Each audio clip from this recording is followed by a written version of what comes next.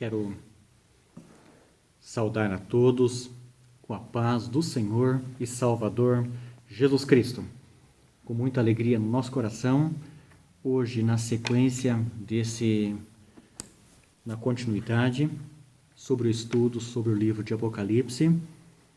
Hoje Apocalipse capítulo 3, versículo 1 a seguir, quinta carta à igreja de Sardo. E ao anjo da igreja que está em Sardo, escreve: Isto diz o que tem os 7 Espíritos de Deus e as 7 estrelas. Eu sei as tuas obras, que tens nome de que vives e estás morto. Sê vigilante e confirma os restantes que estavam para morrer, porque não achei as tuas obras perfeitas diante de Deus. Lembra-te, pois, do que tens recebido e ouvido, e guarda-o. Arrepende-te. Se não vigiares, virei sobre ti como um ladrão, e não saberás a que hora sobre ti virei. Mas também tens em Sardo algumas pessoas que não contaminaram os seus vestidos, e comigo andarão de branco, porquanto são dignas disso. Ao que vencer será vestido de vestes brancas, e de maneira nenhuma riscarei o seu nome no livro da vida, e confessarei o seu nome diante do meu Pai e diante dos seus anjos. Quem tem ouvidos, ouça o que o Espírito diz às igrejas. Amém. Esta quinta carta à igreja de Sardo, ela é uma carta que ela tem uma admoestação bem clara, bem evidente.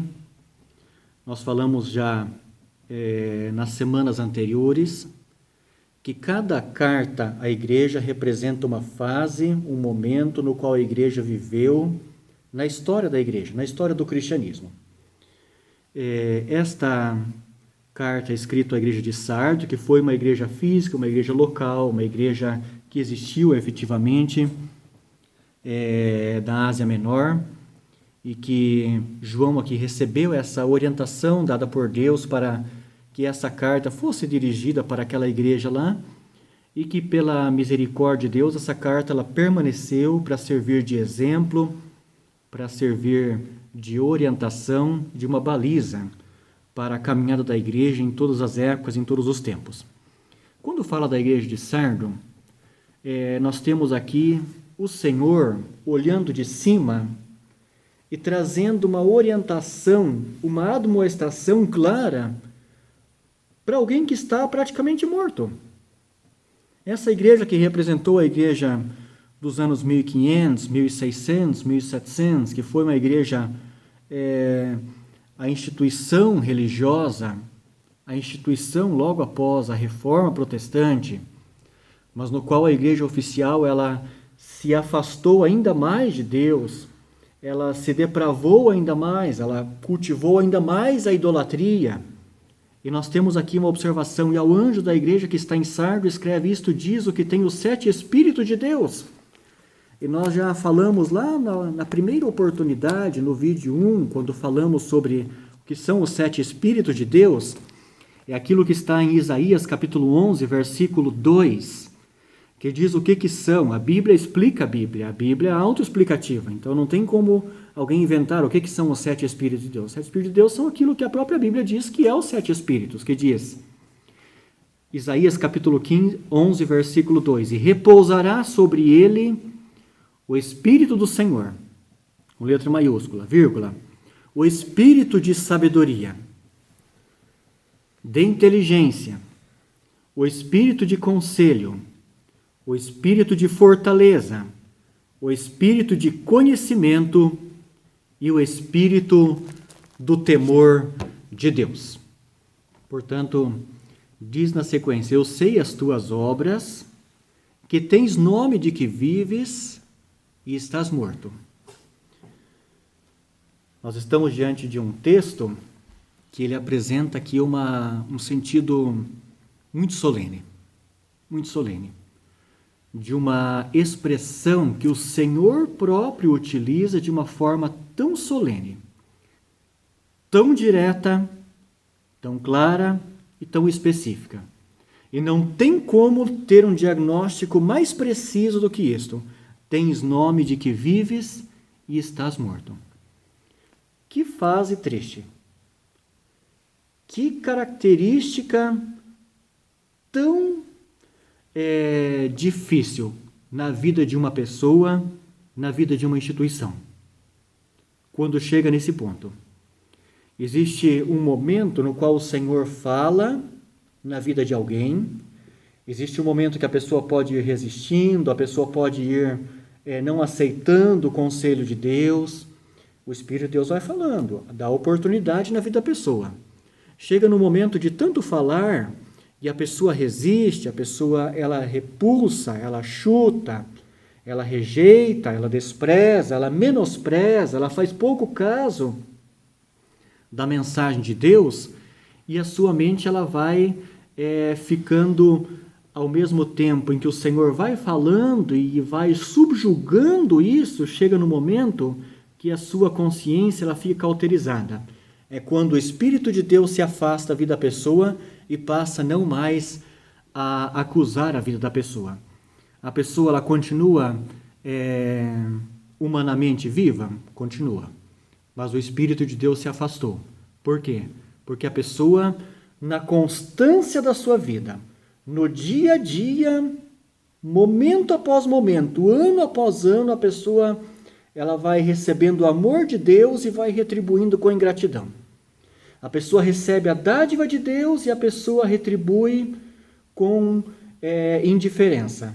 A pessoa recebe o convite de Jesus e a pessoa ela despreza, ela faz pouco caso.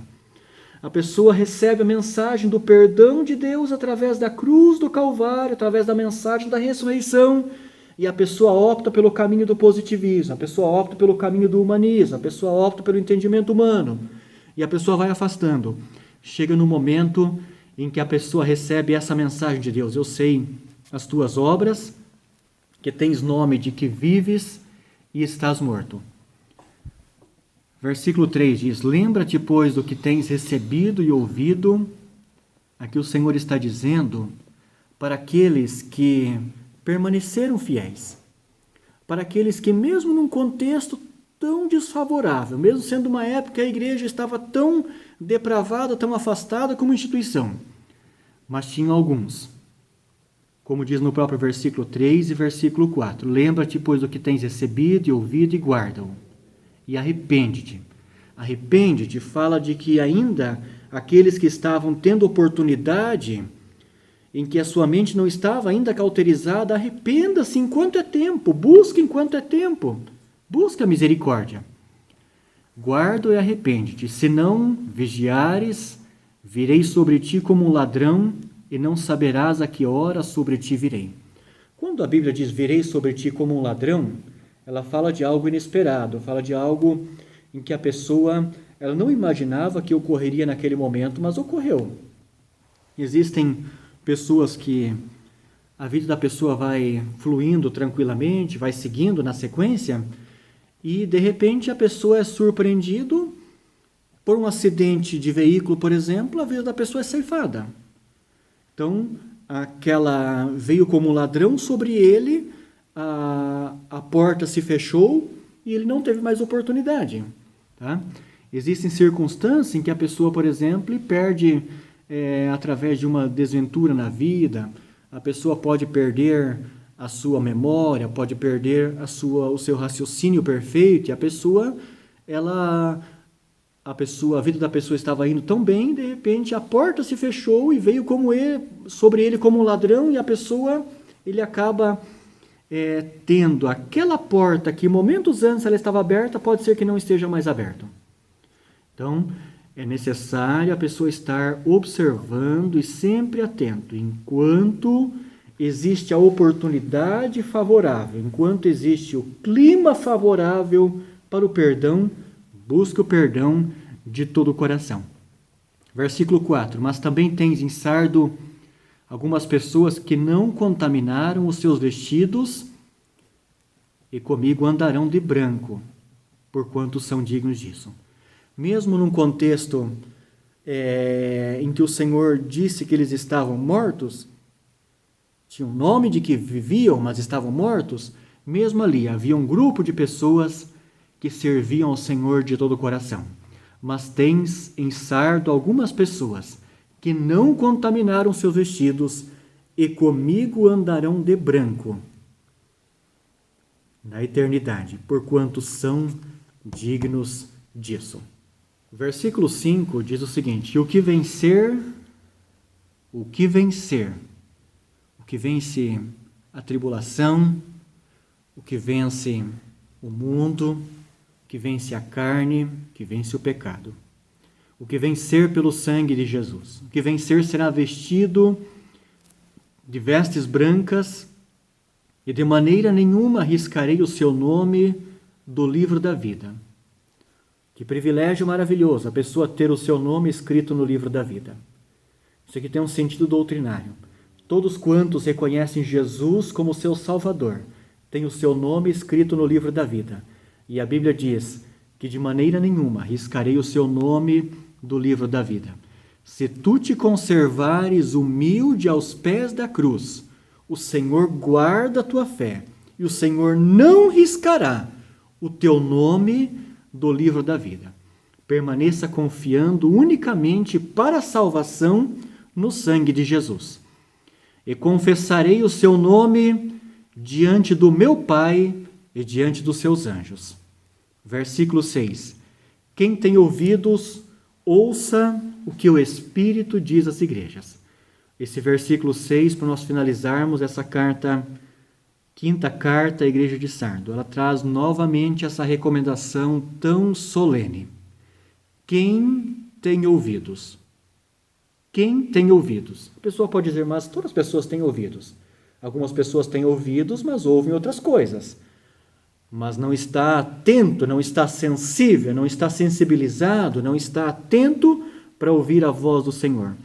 E o versículo 6, o conselho de Jesus é: quem tem ouvidos, ouça o que o Espírito diz às igrejas. O que o Espírito diz para você. Se você se julga que tem ouvidos, então valorize a mensagem da salvação. Valorize a mensagem que Deus tem na tua vida. Mesmo num contexto de tanta depravação, mesmo num contexto de tanta perdição, mas existe um grupo que humildemente serve ao Senhor de todo o coração. E a Bíblia diz aqui, quem tem ouvido? Se você está humilde para ouvir a voz do Senhor, ouça o que o Espírito diz às igrejas. Meu querido irmão, eu quero orar com você neste momento com muito amor. Ore comigo. Senhor, te louvamos por mais esta oportunidade neste dia de hoje. Senhor, a tua palavra é viva, a tua palavra é maravilhosa e eficaz. E eu te louvo por esta oportunidade de orar com os nossos queridos irmãos nesse momento. Ao Senhor a honra e a glória. Senhor, cada um que está orando comigo nesse momento, tu conheces o seu coração, tu conheces o seu anelo e o seu propósito. E a tua palavra diz: quem tem ouvidos, ouça o que o Espírito diz às igrejas.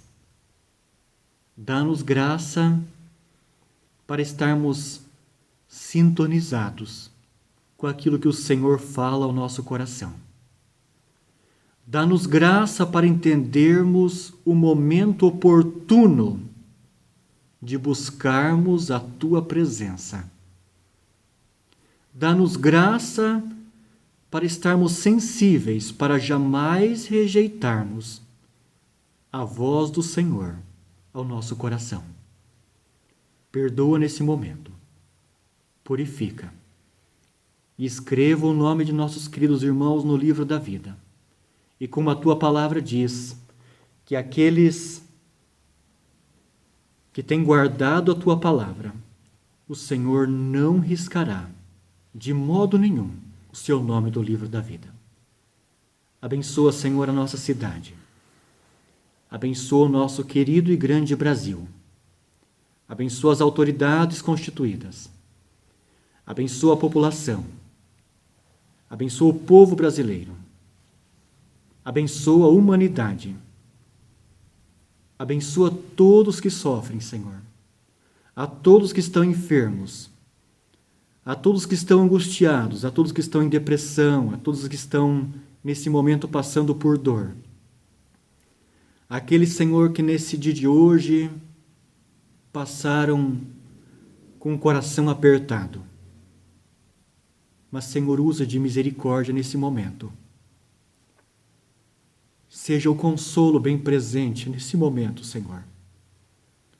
Muito obrigado pela obra maravilhosa que somente a cruz consegue fazer no coração do homem e da mulher. Muito obrigado. Em nome de Jesus. Em nome de Jesus. Amém, Jesus. Amém. Deus abençoe cada um dos queridos irmãos.